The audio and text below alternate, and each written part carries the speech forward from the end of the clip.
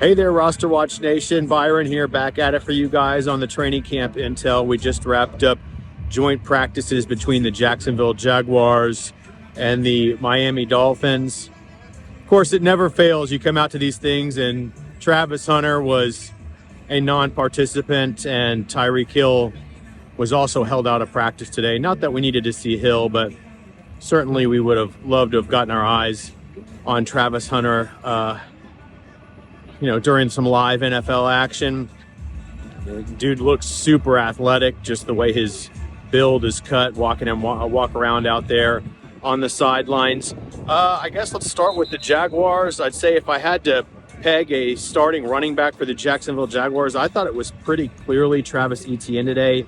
He was running first in all of the 11 and 11s, and certainly is the player most involved in the passing game, which we covet for fantasy, of course. And then Brian Thomas Jr. just looks silky smooth and super explosive out there.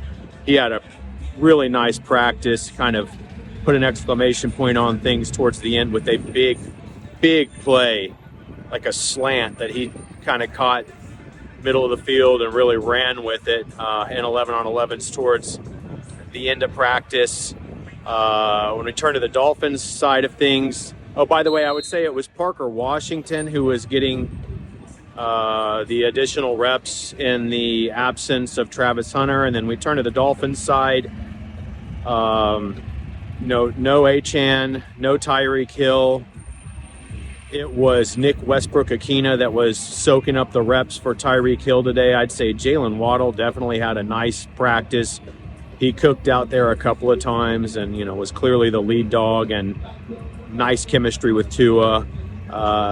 Sort of Tua's go-to guy. I mean, not a big surprise, but he's let us down a little bit in the last few years in fantasy. And, I do want to be mindful that this occurred today with no Tyreek Hill out here, who obviously is going to come back and, dilute some of the upside there for Jalen Waddle. But sort of given the circumstances and just the general vibe here around Tyreek Hill and his, his status with his teammates, certainly feels like an opportunity has opened up here for Jalen Waddle to maybe really break out in the way that, we'd hoped he was going to. So I think depending on his ADP, he certainly looks like he could be a nice value. Darren Waller, really limited in action, just coming off the PUP, so hard to tell what he looks like. But based on the depth chart and the rotation, the rest of these guys are sort of, I would say, not notable players. So I would expect Darren Waller is going to have a pretty nice chance here,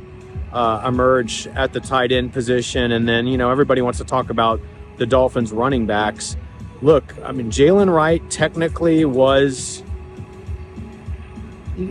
the starter in a lot of the rotations in terms of 7-on-7s, positional drills, kind of situational drills.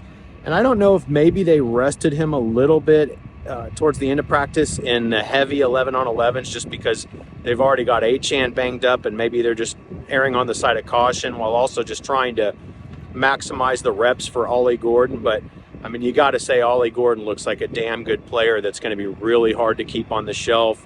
Big dude, runs well, sheds contact well, great burst through the hole.